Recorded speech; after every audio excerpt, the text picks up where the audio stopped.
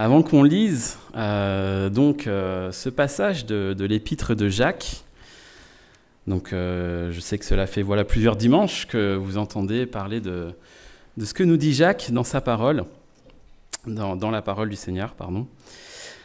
J'aimerais vous raconter une petite histoire qui s'est passée cette semaine. En fait, elle s'est passée hier. Donc, c'était l'anniversaire de notre fille. On a une petite fille qui a 2 ans. Et donc, on a invité les copains qui ont des enfants à peu près du même âge. Donc voilà, vous imaginez la maison avec plein de petits enfants de 2 ans. Et on avait gonflé plein de ballons de baudruche. Voilà, et puis on avait vraiment plein. Et puis les enfants jouaient avec. Et ce qui est marrant, c'est que en fait, il y a plein de ballons partout. Il y en a par terre. Mais votre enfant, il veut toujours le ballon qui est déjà dans la main de l'autre enfant juste à côté de lui, quoi.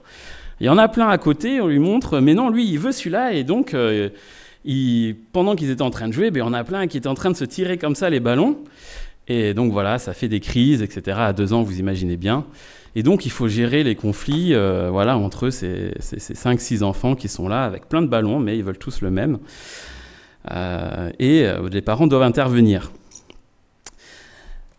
Et le passage qu'on va lire ce matin, comme parlait David, parle de sagesse. Et on peut prendre l'exemple de ces enfants de 2 ans, ils sont petits, il y a des tensions, de la jalousie, etc. Mais quand on grandit, on apprend à vivre différemment, n'est-ce pas? Nous ne sommes plus soumis à ces pulsions, à cette jalousie, à cette rivalité entre nous, encore plus dans l'Église, où nous vivons selon les commandements divins. Je pense qu'on se reconnaît tous dans ce que je viens d'exprimer. En tout cas, si c'est votre cas, malheureusement, moi, ce n'est pas mon cas. Au contraire, je me retrouve bien souvent dans cette situation, avec de la jalousie, de la rivalité, des conflits, et l'histoire de l'Église en est plein. Et donc, je pense que Jacques a des choses à nous dire là-dessus, et je vous propose de lire ensemble. Donc, c'est un passage qui est assez long. Ce matin, on traite Jacques, chapitre 3, verset 13 à 4, au chapitre 4, verset 12. Donc je vous propose de le lire ensemble, et on va le lire en 2 fois. Donc il y aura 2 parties dans ce temps de réflexion ce matin. On va d'abord lire la fin du chapitre 3, donc Jacques chapitre 3, versets 13 à 18, et puis on prendra la suite ensuite, chapitre 4, verset 12. Donc Jacques chapitre 3, versets 13 à 18. Y a-t-il parmi vous quelqu'un de sage et d'intelligent, qu'il en donne la preuve par sa bonne conduite, c'est-à-dire par des actes empreints de l'humilité qui caractérisent la véritable sagesse. Mais si votre cœur est plein d'amère jalousie, si vous êtes animé d'un esprit querelleur, il n'y a vraiment pas lieu de vous vanter. Ce serait un défi à la vérité. Une telle sagesse ne vient certainement pas du ciel. Elle est de ce monde, de l'homme livré à ses seules ressources. Elle est démoniaque. Car là où règne la jalousie et l'esprit de rivalité, là aussi habite le désordre et toutes sortes de pratiques indignes. Au contraire, la sagesse qui vient d'en haut est en premier lieu pure. De plus, elle aime la paix. Elle est modérée et conciliante, pleine de bonté. Elle produit beaucoup de bons fruits. Elle est sans parti pris et sans hypocrisie. Ceux qui travaillent à la paix sème dans la paix une semence qui aura pour fruit ce qui est juste. Jusqu'ici, la première partie de notre lecture de la parole ce matin. Et avant de continuer, David, j'ai combien de temps? Parce que je ne t'ai pas demandé. Ok. Ça marche, merci. Donc Jacques chapitre 3, versets 13 à 18. Nous venons de le lire. Et c'est intéressant de voir que le texte de ce matin commence par une question. Elle commence par cette question. Est-ce qu'il y a parmi vous quelqu'un de sage et d'expérimenté? D'autres traductions, c'est d'ailleurs celle que j'ai lue, ont les termes sage et intelligent. Est-ce qu'il y a parmi vous quelqu'un qui est sage et intelligent? Comme David l'a expliqué, je fais actuellement des études de théologie à la faculté réformée à Jean Calvin à Aix-en-Provence.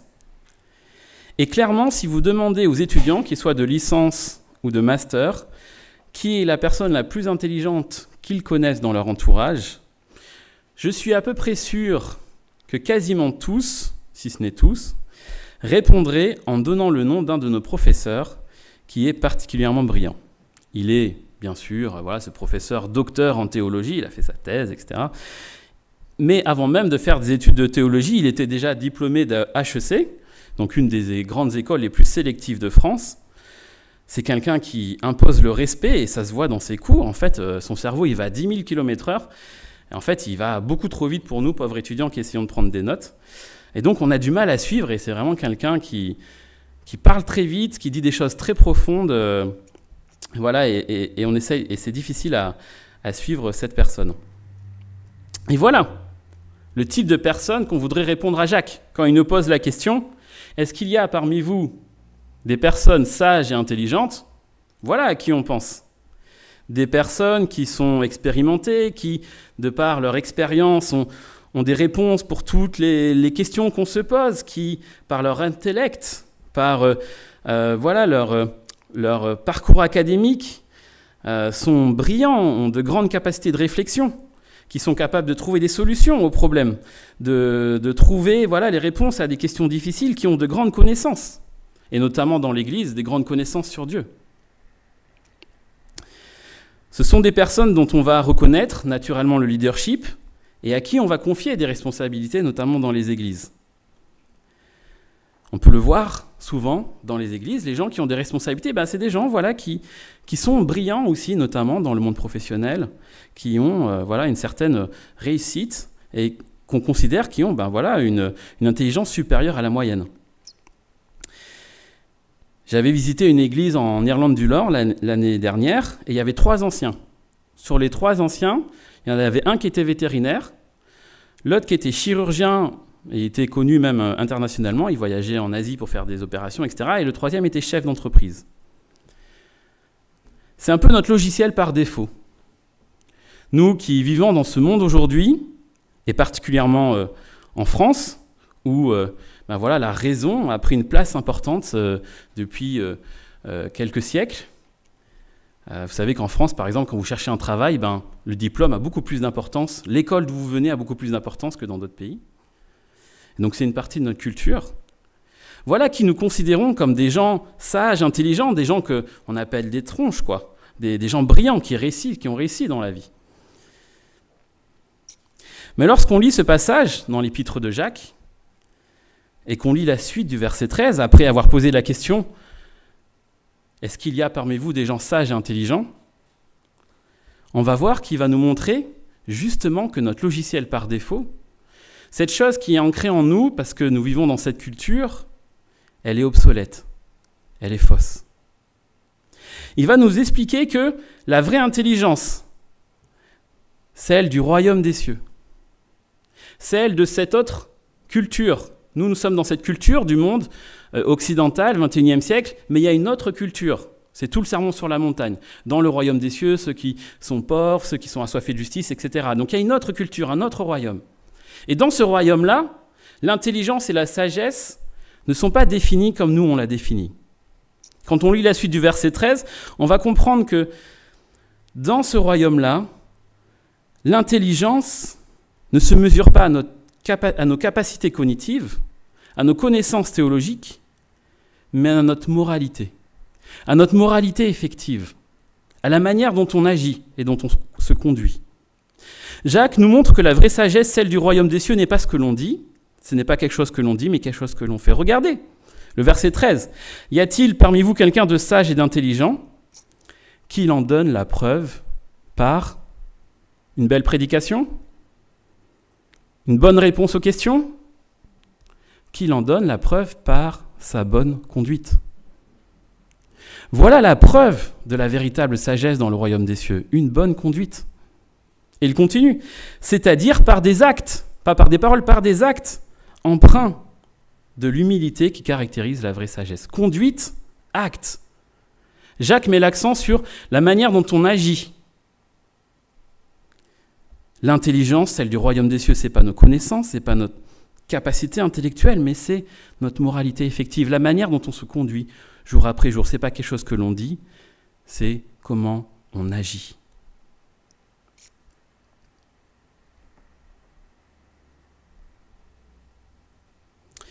Et vous savez à qui Jacques a pris cet enseignement? Au Christ lui-même. Christ, quand il était sur terre, a annoncé la parole, a annoncé l'évangile, a enseigné ses disciples. Et voilà ce qu'il leur a dit en Matthieu chapitre 7, verset 21. Il a dit: « Ceux qui me disent Seigneur, Seigneur, n'entreront pas tous dans le royaume des cieux, mais seulement celui qui fait la volonté de mon Père céleste. » Et donc, Jésus lui-même, et toute l'Écriture, on l'a lu encore tout à l'heure dans Proverbes, met l'accent sur ce qu'est la véritable sagesse. C'est-à-dire, c'est pas simplement de dire Seigneur, Seigneur, et en fait, on a des gens qui sont brillants et qui vont parler des choses même profondes, qui vont faire des prédications et qui vont tirer la moelle épinière des textes et qui vont dire des choses très profondes sur l'Écriture. Mais l'Éternel dit, c'est pas... Voilà, il ne faut pas simplement dire Seigneur, Seigneur, parler du Seigneur à tout bout de champ, dire merci Seigneur, etc., que le Seigneur te bénisse, je vais prier pour toi, etc. Non, ce n'est pas seulement ceux qui disent Seigneur, Seigneur, c'est pas ceux qui disent Seigneur, Seigneur qui entreront dans le royaume, c'est ceux qui font la volonté de mon Père céleste. L'accent dans l'Écriture est mis sur la manière dont on se comporte. Et parfois, effectivement, et heureusement, dans les églises, cela correspond à des gens qui sont effectivement, voilà, qui ont une certaine réussite à l'extérieur, dans le monde. Et donc, c'est une bonne chose, s'ils ont les qualités morales, de les placer en responsabilité. Voilà, je ne juge pas cette partie-là, mais je dis juste que l'Écriture, ce n'est pas l'accent. Ce n'est pas la même manière que comment on voit les gens dans le monde, c'est une autre manière de voir les choses. Et vous savez, dans ma vie, j'ai fréquenté 6 églises à peu près. L'église où j'ai grandi, quand j'étais étudiant à Paris, à Montpellier, à Nancy, à l'étranger, etc. Et puis maintenant à Aix-en-Provence. Et sur ces 6 églises, il y en a eu 3 qui ont eu des divisions ces dernières années. Et c'est intéressant de voir que la manière dont ces divisions se sont passées à chaque fois, en apparence, parfois, il y avait une question théologique, mais en fait, quand on parlait avec les gens, on voyait que ce qu'il y avait derrière, c'était plutôt des questions de moralité. Il y a eu des fautes morales de responsables d'église, et même des questions de caractère, où des gens avaient été profondément blessés. Et donc l'histoire de l'Église est remplie de gens qui, aux yeux du monde, sont objectivement intelligents et brillants, qui sont capables de parler des choses du Seigneur, qui finalement sont ces gens qui disent Seigneur, Seigneur, mais qui en réalité ne vivent pas des vies de disciples, qui vivent de manière secrète et cachée des vies loin de toute moralité. Et combien d'églises ont positionné ces gens-là dans des situations de leadership pour le regretter amèrement des années plus tard. J'insiste un tout petit peu sur ce point-là, mais regardez 1 Timothée chapitre 3 et les qualités que doit avoir un ancien. Si on prend ce chapitre, on voit qu'il y a à peu près, on peut en citer 16, il doit être irréprochable, fidèle à sa femme, sobre, hospitalier, pas avide de gains honteux, etc. Et si on prend les 16 qualités que doit avoir un responsable d'église, sur ces 16-là, il y en a 15 qui concernent la manière dont il vit sa vie, donc finalement sa vie de disciple, son caractère, et une seule qui concerne finalement sa capacité intellectuelle, c'est-à-dire qu'il doit être capable d'enseigner, capable de reprendre ceux qui donnent des fausses doctrines, etc., reprendre les contradicteurs, etc. Mais c'est une seule sur les 16. Il y en a 15 qui concernent le caractère. Et ces gens-là qu'on place en position de leadership, on les positionne là justement pour qu'ils puissent, nous dit l'Écriture, amener l'ensemble du peuple à louer Dieu, à adorer Dieu, à grandir en maturité spirituelle. Donc ce sont les modèles, les bergers du troupeau. Et donc nous tous, en tant que membres, ces caractéristiques, c'est des choses qu'on doit viser dans nos propres vies également. Jésus a dit, Jean chapitre 15, verset 14, « Vous êtes mes amis si vous faites ce que je vous commande. » Dans l'Écriture, l'importance est donnée à la vie de disciple, à chercher à être plus conforme à Christ, à agir comme lui. Et c'est la véritable sagesse, la véritable intelligence du royaume des cieux. Se conformer de plus en plus à qui est Jésus-Christ, à sa manière de vivre.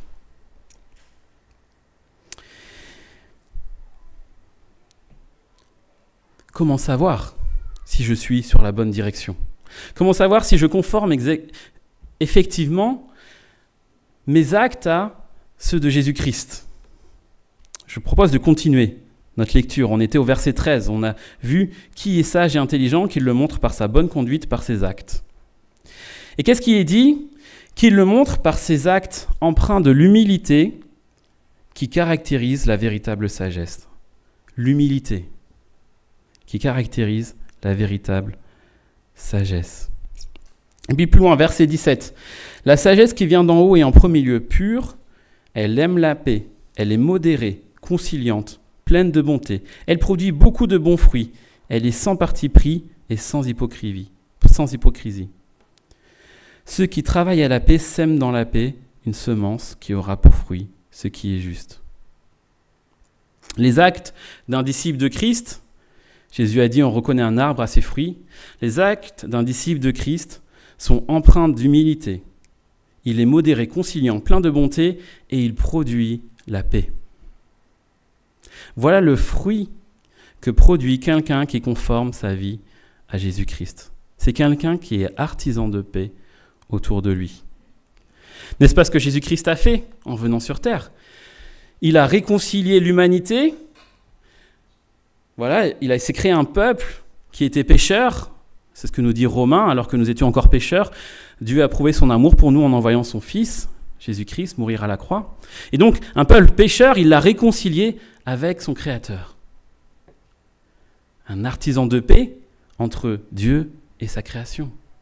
Et voilà, nous, à la suite de qui nous devons marcher? À la suite de ce Jésus-Christ qui a été l'artisan de paix pour réconcilier la création avec son Créateur. Et voilà, si vous vous demandez dans chaque situation comment je peux agir de la bonne manière, d'une manière juste, voilà une ligne directrice. Est-ce que la manière dont je vais agir va produire la paix ou la division? Est-ce que cette parole que j'ai envie de dire, cette injustice que j'ai envie de rétablir, va produire la paix ou la division? Et parfois, dans certaines situations, dire la vérité produit la paix, même si c'est un moment pas agréable. Dire la vérité avec amour va produire la paix parce qu'il y a une injustice, justement, et il faut rétablir les choses. Et donc, il y a plusieurs passages de l'Écriture qui en parlent. Hein. Si ton frère a péché, va le voir, etc. Et donc, il y a des moments où dire la vérité avec amour va rétablir, va être une manière d'être artisan de paix. Et puis, dans plein d'autres situations, la manière d'être artisan de paix, ça va plutôt être pardonne. Jusqu'à combien de fois devrais-je pardonner mon frère? 7 fois? Et Jésus répond, non, 77 fois cette fois. Ça va être, ok, cette injustice, je la place à la croix, je ne vais pas la garder pour moi, mais je vais pardonner mon frère et je vais être un artisan de paix autour de moi. Voilà le fruit. L'humilité, la paix, la modération, la conciliation, être plein de bonté, sans parti pris, sans hypocrisie, être artisan de paix. Voilà ce qu'est la véritable sagesse. Non pas des connaissances intellectuelles, non pas de l'expérience, mais voilà celui qui est véritablement sage, celui qui est empreint de l'ensemble de ses qualités et qui produit la paix. Voilà qui nous devrions placer en tant que responsables d'église dans nos églises. Et Jacques va continuer, va enfoncer le clou au chapitre 4. Je vous propose de lire la suite, du coup, ensemble. Jacques, chapitre 4, versets 1 à 12. D'où proviennent les conflits et les querelles entre vous? N'est-ce pas des désirs égoïstes qui combattent sans cesse en vous? Vous convoitez beaucoup de choses, mais vos désirs restent insatisfaits. Vous êtes meurtriers, vous vous consumez en jalousie, et vous ne pouvez rien obtenir. Vous bataillez et vous vous disputez. Vous n'avez pas ce que vous désirez parce que vous ne demandez pas à Dieu. Ou bien quand vous demandez, vous ne recevez pas car vous demandez avec de mauvais motifs. Vous voulez que l'objet de vos demandes serve à votre propre plaisir. Peuple adultère que vous êtes, ne savez-vous pas qu'aimer le monde, c'est haïr Dieu? Si donc quelqu'un veut être l'ami du monde, il se fait l'ennemi de Dieu. Prenez-vous pour des paroles en l'air ce que déclare l'Écriture. Dieu ne tolère aucun rival de l'esprit qu'il a fait habiter en nous. Mais bien plus grande est la grâce qu'il nous accorde. Voici donc ce que déclare l'Écriture. Dieu s'oppose aux orgueilleux, mais il accorde sa grâce aux humbles. Soumettez-vous donc à Dieu, résistez au diable, et il fuira loin de vous. Approchez-vous de Dieu, et il s'approchera de vous. Nettoyez vos mains, pécheurs, et purifiez vos cœurs, vous qui avez le cœur partagé. Prenez conscience de votre misère, et soyez dans le deuil. Pleurez. Que votre rire se change en pleurs et votre gaieté en tristesse. Abaissez-vous devant le Seigneur, et il vous relèvera. Frères, ne vous critiquez pas les uns les autres. Celui qui critique son frère, ou qui se fait son juge, critique la loi et la juge. Mais si tu juges la loi, tu n'es plus celui qui lui obéit, tu t'en fais le juge. Or, il n'y a qu'un seul législateur et juge, celui qui peut sauver et faire périr. Mais pour qui te prends-tu, toi, qui juges ton prochain? Jusqu'ici, notre dernière lecture de ce passage de la parole. Et je vous en parlais en introduction. J'ai beaucoup insisté sur les responsables d'église, mais bien sûr, j'ai commencé à en parler, cela nous concerne nous en tant que membres. Jacques ici ne commence pas en disant « Est-ce qu'il y a des conflits ?» Alors tout à l'heure il a dit « Est-ce qu'il y a quelqu'un de sage et intelligent parmi vous ?» Et là il ne dit pas « Est-ce qu'il y a des conflits parmi vous ?» Il prend ça comme un fait, parce qu'en réalité, nous sommes tous concernés. Et il dit « Pourquoi y a-t-il des conflits parmi vous ?» Personne n'est exempt sur ce sujet-là. Personne ne peut dire qu'il n'a jamais de difficultés relationnelles avec quelqu'un d'autre. Et dans le sujet qui nous concerne ici, dans cet épître, particulièrement dans l'Église. Dès qu'on passe du temps avec quelqu'un, si vous avez des frères et sœurs, vous le savez, vous avez grandi peut-être avec, et vous savez à quel point on peut avoir des conflits avec ses frères et sœurs, avec nos collègues, avec notre conjoint, notre conjointe, avec nos voisins, avec notre coloc, etc. Dès qu'on passe du temps avec quelqu'un, et parce que Genèse 3 est arrivé, c'est-à-dire la chute de l'humanité et le péché dans nos cœurs, dès qu'on passe du temps ensemble, il y a cette relation qui est brisée et le conflit qui naît. Et donc Jacques pose cette question. Il veut chercher à pointer d'où viennent ces conflits et ces querelles parmi nous. Comme tout à l'heure, on a essayé de répondre. Qu'est-ce qu'on répondrait à cette question? Il nous a posé la question, est-ce qu'il y a des sages et intelligents? C'est quoi l'intelligence pour nous? Et ici, d'où viennent les conflits? Je vous ai parlé de différentes églises qui se sont divisées. Et voilà, parfois, ça peut être des différences théologiques, une des sources de conflit. Lui, il parle tout le temps des dons de l'esprit. Lui, il parle tout le temps de discipline dans l'église. Lui, il voudrait qu'on se mette en cercle autour de la Sainte Seine. Lui, il voudrait qu'on chante tel chant de louange et lui, tel autre. Parfois, ça peut venir de là. Parfois, ça peut être une différence dans la manière de communiquer.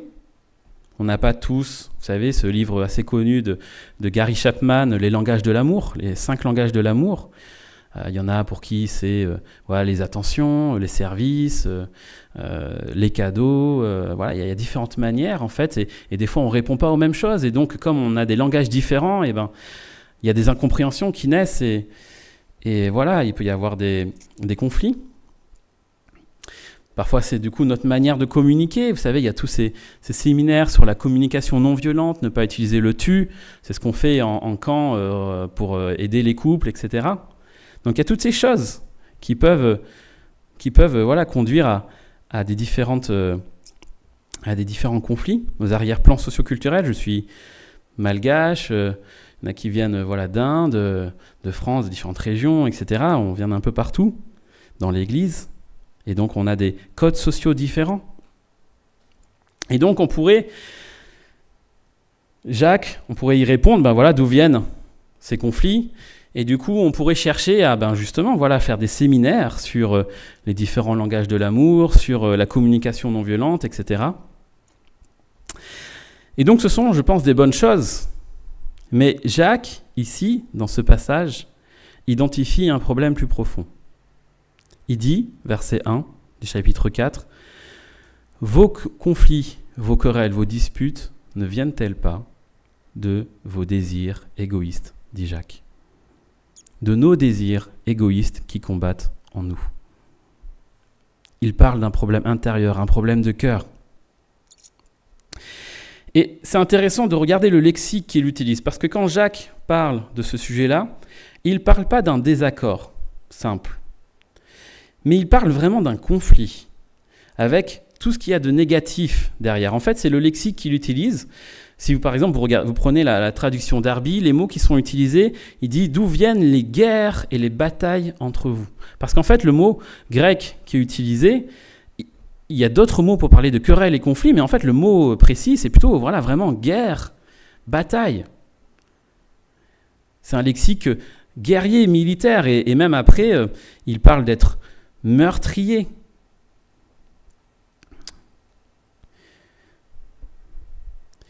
Il parle de l'action de tuer. Verset 2. Ouais, pardon, je cherchais le verset. Vous êtes meurtrier et envieux au verset 2. Et donc, on n'est pas dans le désaccord simple, dans une différence de point de vue. On est dans le conflit. Vous savez, avec des mots, on peut détruire bien plus profondément quelqu'un qu'avec des coups de poing. On peut dire des choses, je pense que tous les couples le savent, on peut aller attaquer là où on sait que l'autre a une faiblesse et détruire quelqu'un encore plus profondément que de manière physique. Et c'est de ça dont parle Jacques. Il parle de ce quelque chose dans le cœur, de ce moment où, en fait, cette personne a fait quelque chose ou a dit quelque chose qui nous a fait changer de mode, qui nous a fait être prêt à aller au combat. Non, là, il y a quelque chose qui ne va pas et cette personne a dit ça, je ne peux pas laisser passer. C'est ce changement de mode où notre cœur devient dur quand on rentre dans le conflit. Et dans ce moment-là, peu importe les séminaires sur la communication non violente, peu importe les langages de l'amour, etc., de toute façon, il n'y a pas de place pour ces choses-là. On est dans un moment où, on veut avoir le dernier mot, on veut réparer cette injustice. Et en fait, par exemple, dans le couple, moi je me rends compte, des fois, on a des petits désaccords, mais en fait, des fois, on a des conflits où on se sent rabaissé l'un et l'autre. Et en fait, peu importe ce que l'autre va dire, l'autre va vouloir toujours ajouter quelque chose. Et le but, c'est plus vraiment de répondre à la question de fond, mais c'est simplement d'avoir le dernier mot, d'avoir l'ascendant, d'avoir le pouvoir sur son conjoint. Et si, en fait, peut-être qu'elle me reproche, je ne sais pas moi, quelque chose, j'ai laissé le lit défait, mais en fait, en vrai, elle est fâchée parce que hier, je lui ai dit quelque chose de méchant quand je suis rentré, alors qu'elle attendait, peut-être un autre langage de l'amour. Et en fait, peut-être que je vais faire le lit, mais ça ne va rien résoudre. Son cœur, il est dur. Et tant qu'on ne va pas au problème de fond, comme ici fait Jacques, et qu'on va pointer ce qu'il y a au fond, alors rien ne change.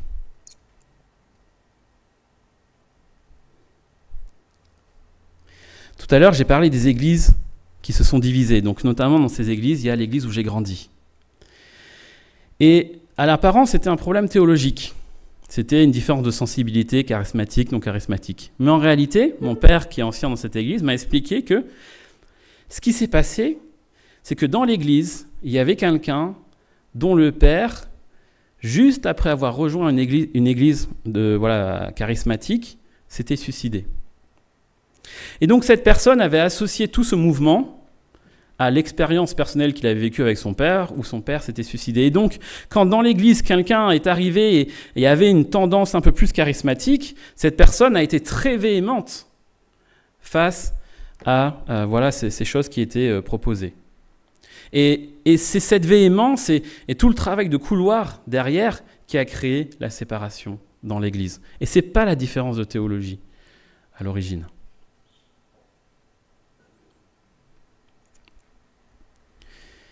Cette personne avait le cœur blessé. Jacques nous parle de nos convoitises, de nos désirs profonds, et c'est ce qui se passe. Quand est-ce qu'on tombe dans ce mode-là? C'est quand nous nous projetons dans quelque chose, quand nous avons une aspiration, mais qu'il y a une entrave face à cette aspiration, quand l'objet de nos désirs et la réalité sont différentes. Et ça peut être tellement de choses dans nos vies et dans nos églises. Ça peut être des choses très matérielles comme l'argent, les plaisirs, etc., le pouvoir. Mais dans l'église, ça peut être un poste, une responsabilité, une décision de l'église qui ne va pas dans ce que j'avais prévu, dans ce que moi j'imaginais, pour un bâtiment, pour n'importe quoi.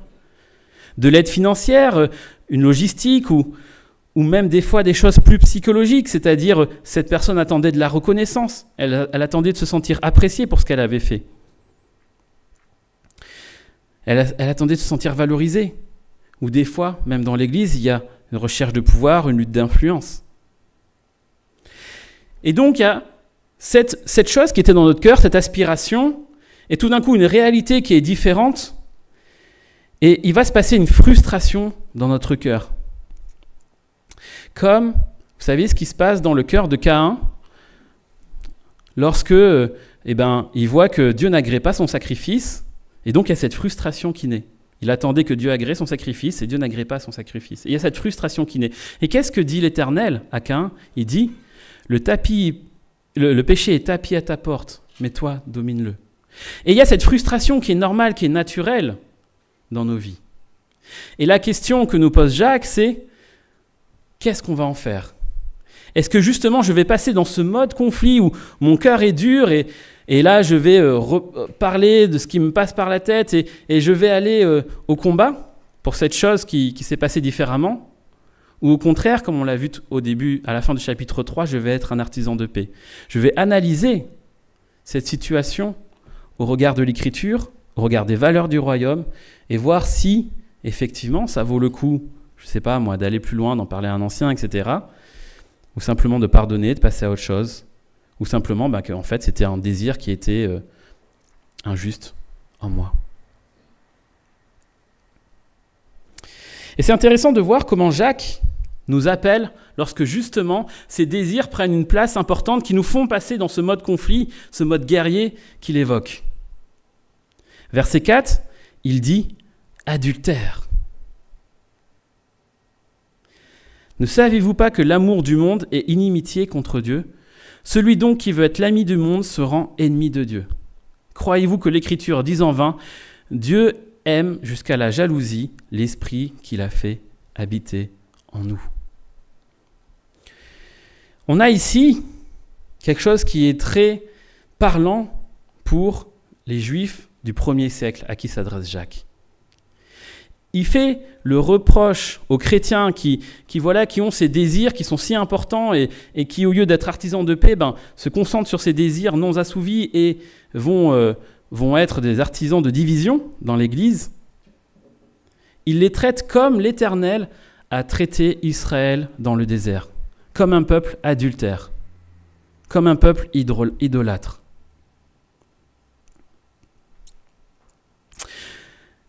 Parce que ce moment où cette chose qui était dans mon cœur, cette aspiration non assouvie,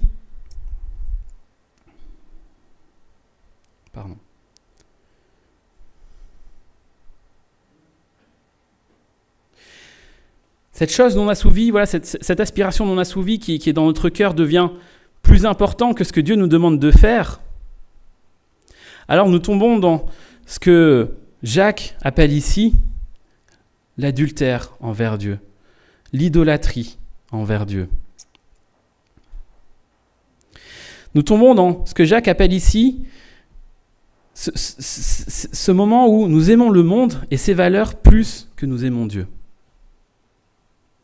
Et c'est un thème récurrent dans l'épître de Jacques. Il va parler qu'on ne peut pas aimer Dieu et le monde en même temps, que l'on ne peut pas bénir Dieu et maudire en même temps avec notre bouche, qu'on ne peut pas servir l'argent et servir Dieu.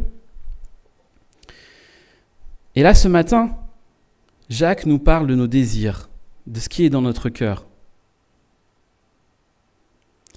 Et comment ces choses, parfois, peuvent, au lieu de nous tourner vers le Christ, il y a ces choses qui vont prendre la place et qui vont être comme une idole dans nos vies. Et ce matin, cela nous pose donc la question, à nous. Est-ce qu'il y a des sphères dans ma vie où le conflit est davantage présent que dans d'autres ? Dans mon travail, dans mon voisinage, dans mon couple, dans ma famille, dans mon église, dans mon ministère. Et de réfléchir ces endroits où j'ai souvent ces frustrations et souvent cette vision négative des choses. Et souvent, je suis plus enclin à aller au conflit, à la dispute, Par exemple, dans un ministère, est-ce que je suis régulièrement en conflit autour de moi? Est-ce que cela génère des ressentiments négatifs? Et donc se poser la question, quel est le désir égoïste qui est au fond de ce sentiment? Est-ce que ça veut dire que je recherche dans les autres une reconnaissance, une valeur à leurs yeux? Est-ce que ça veut dire que je recherche un pouvoir, une responsabilité, une position? Quel est ce désir profond pour lequel Jacques ici m'appelle adultère, qui prend la place de Dieu dans ma vie et qui m'empêche de vivre sereinement, d'être un artisan de paix parce que je sais que en lui, j'ai déjà tout. Parce que c'est bien là la clé pour nous tous, la suite du passage et le cœur de ce passage. Je ne détaille pas ce matin, mais en fait, dans ce chapitre 4, vous avez ce qu'on appelle une structure, un chiasme, c'est-à-dire c'était une structure que les Juifs appréciaient particulièrement, c'est qu'ils mettent le cœur du passage, de ce qu'ils veulent dire au milieu, et ils entourent avec des sujets qui se répètent. Vous pourrez regarder sur Internet ou demander à vos anciens, une structure de chiastique, qu'est-ce que c'est dans l'écriture, il y en a plein dans les psaumes, etc. Et en fait, le cœur de notre passage, quand on regarde, on le voit, il est au verset 6. C'est vraiment le centre. J'ai pas le temps de le démontrer ce matin, mais c'est le centre. Et c'est intéressant parce qu'en fait, il répond à tout ce qu'on vient de dire. Il nous dit, au verset 6, « Ok, vous avez des conflits, vous avez des désirs égoïstes, vous avez des idoles dans votre cœur. Voilà notre réalité en tant qu'Église. Mais, verset 6, mais bien plus grande, bien plus excellente est la grâce, la miséricorde qui nous accorde. Bien plus grande, bien plus excellente est la grâce, la miséricorde qui nous accorde. Nous sommes là, tous, autant que nous sommes, à regarder nos désirs, les choses que nous n'arrivons pas à avoir, et qui créent en nous ces frustrations et qui créent en nous ces conflits. Et Jacques nous dit, mais arrêtez de regarder à ces choses-là. Arrêtez de regarder à ces choses que vous essayez d'obtenir dans vos relations les uns avec les autres. Il nous dit, regardez à Dieu, bien plus grande, bien plus excellente, et la grâce qu'il nous donne.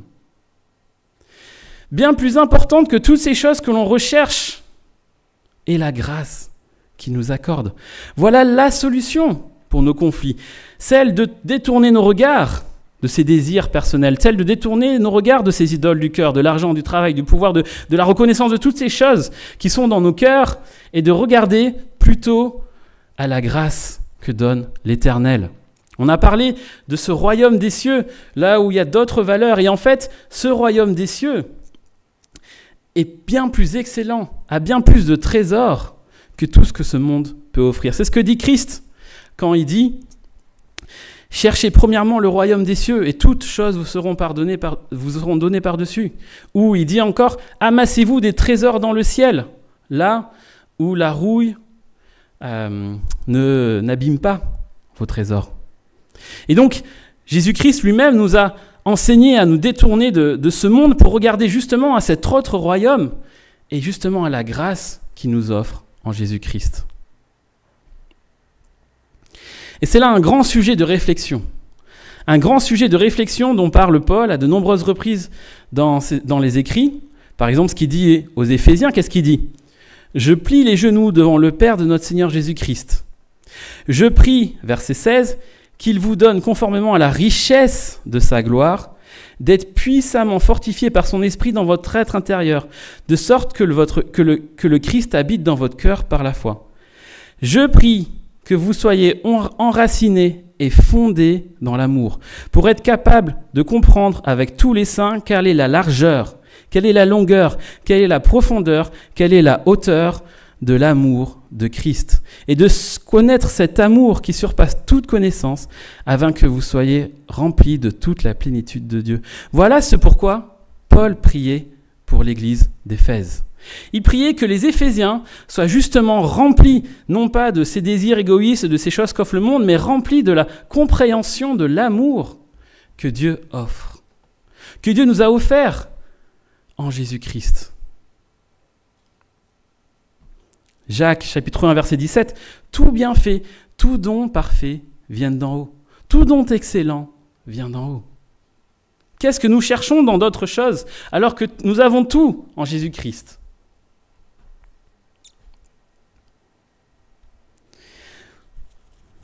Vous savez, j'ai un fils qui a 8 ans et j'aime bien qu'il grandisse parce que petit à petit, plus il grandit, plus je peux partager mes passions avec lui. Je lui montre plein de choses. Je lui ai un peu montré les échecs, je lui montre 2-3 jeux vidéo, etc. Et plus il grandit, plus je peux aller loin. Et ce qui est marrant, c'est que à chaque fois que je lui montre quelque chose d'autre, pendant le temps où je lui ai montré, il est à fond, il découvre un nouvel univers. Des fois, il faut conduire une voiture, ou des fois, il faut construire une ville, etc. dans différents jeux. Il est à fond. Et dès que je lui montre un nouveau truc, comme un enfant, il va être totalement absorbé par le nouveau truc que je lui ai montré. Il veut plus que jouer à ça, et puis il délaisse tous les autres.